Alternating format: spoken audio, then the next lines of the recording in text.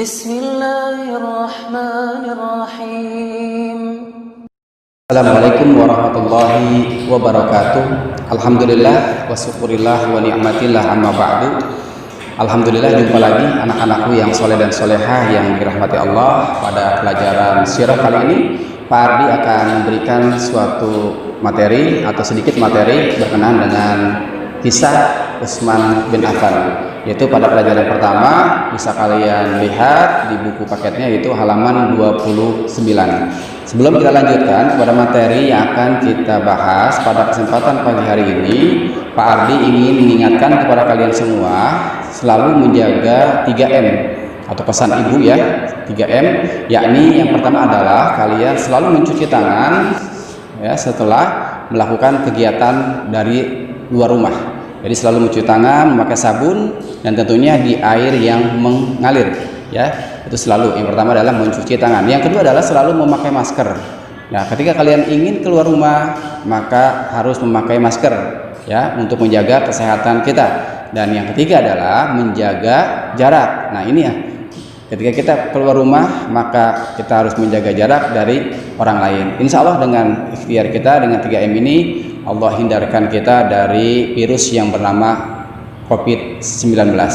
Baik anak-anakku sekalian, kita lanjut saja kepada materi pertemuan yang kedua ini. Yang pekan pertama Pak Adi sudah share materi berkenaan dengan nasabnya Utsman bin Affan bertemu dengan nasabnya Rasulullah SAW. Baik, Utsman bin Affan adalah sahabat Nabi dan juga khalifah ketiga dalam Khulafaur Rasyidin ya. Jadi Utsman bin Affan adalah khalifah yang ketiga ya. Beliau dikenal sebagai pedagang kaya raya dan ekonomi yang handal, ekonomi yang sangat besar, namun tidak mengurangi ya kedermawanannya. Jadi tidak sombong, walaupun kaya tidak sombong nih Utsman bin Affan. Selalu berderma ya dengan harta yang dimilikinya. Kemudian banyak bantuan ekonomi yang diberikan kepadanya untuk kepentingan umat Islam dan dakwah Islam itu sendiri ya. Kemudian Utsman bin Affan ini mendapat julukan Junnurain ya. Jadi Utsman bin Affan mendapat julukan Junnurain yang berarti memiliki dua cahaya ya. Kenapa diberikan julukan Junnurain? Karena Utsman bin Affan telah menikahi putri ya kedua dan ketiga dari Rasulullah SAW, yakni yang pertama adalah Ruqayyah. Setelah Ruqayyah meninggal istri yang pertama, maka Rasul menikahkan putri yang ketiganya, yaitu Ummu Kulsum. Jadi Junnurain itu adalah artinya pemilik dua cahaya, karena Utsman bin Affan telah dinikahkan oleh Rasulullah SAW dengan kedua putrinya. Yang pertama adalah Ruqayyah, kemudian dengan Ummu Kulsum. Kemudian kita lanjut ya. Utsman bin Affan lahir pada tahun 574 Masehi, dan Utsman itu sendiri tergolong atau golongan dari Bani Umayyah. Kemudian nama ibunya adalah Arwa binti Quraisy bin Rabi'ah. Itu nama ibunya ya, Arwa binti Quraisy bin Rabi'ah. Kemudian Utsman bin Affan itu masuk Islam diajak oleh sahabatnya yang bernama Abu Bakar. Nah, kemudian karena orang-orang yang pertama masuk Islam, maka Utsman bin Affan tergolong as-sabiqunal awwalun. Jadi as-sabiquna awwalun itu adalah golongan yang pertama-tama masuk Islam. Kemudian Rasulullah SAW sendiri menggambarkan Utsman bin Affan sebagai pribadi yang paling jujur ya, kemudian rendah hati di antara kaum muslimin, di antara sahabat-sahabatnya. Diriwayatkan oleh Imam Muslim ya bahwa Aisyah bertanya kepada Rasulullah SAW ya, ada 3 tamu yang berkunjung pada saat yang bersamaan. Tamu yang pertama adalah Abu Bakar. Nah, ketika Abu Bakar masuk menjumpai Rasulullah SAW, Rasul biasa saja sikapnya ya, tidak memberikan perhatian khusus kepada tamu yang pertama, yakni Abu Bakar. Kemudian datanglah tamu yang kedua, yakni Umar bin Khattab. Kemudian Rasul biasa-biasa saja ya, tidak memberikan perhatian khusus kepada Umar, tamu yang kedua. Nah, kemudian tamu yang ketiga, ketika tamu yang ketiga datang ini, yakni Utsman bin Affan, kemudian Rasul ya duduk ya dan membetulkan pakaiannya. ya duduk dan membetulkan pakaiannya. Kemudian Aisyah yang melihat kejadian itu, peristiwa itu, terheran, maka bertanya kepada Rasul, mengapa? Kemudian dijawab oleh Rasul, ya, apakah aku tidak malu terhadap orang yang malaikat saja malu kepadanya? Subhanallah, ya, Masya Allah.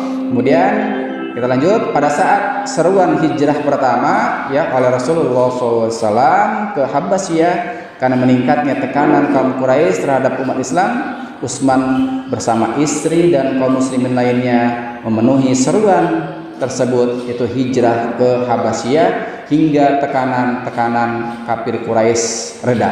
Nah, kemudian tak lama tinggal di Mekah, Utsman mengikuti lagi Nabi Muhammad SAW hijrah ke Madinah. Kemudian pada peristiwa Hudaybiyah, ya, kalian mungkin masih ingat peristiwa Hudaybiyah, Utsman dikirim oleh Rasulullah SAW untuk berjumpa atau bertemu kepada Abu Sufyan, ya, diutus nih Utsman, ya, ke Mekah untuk berunding, untuk memberikan kabar kepada orang Mekah, yaitu Abu Sufyan, memberikan kabar bahwasannya rombongan Rasulullah SAW ke Mekah adalah untuk beribadah, ya, untuk beribadah kepada Allah Subhanahu wa taala di Ka'bah, ya. Lalu kemudian Utsman bin Affan tidak kembali beberapa hari karena ditahan oleh penduduk Mekah. Nah, kemudian kaum muslimin, ya, yang sedang menanti kehadirannya merasa khawatir, ingin membela ketika itu dicederai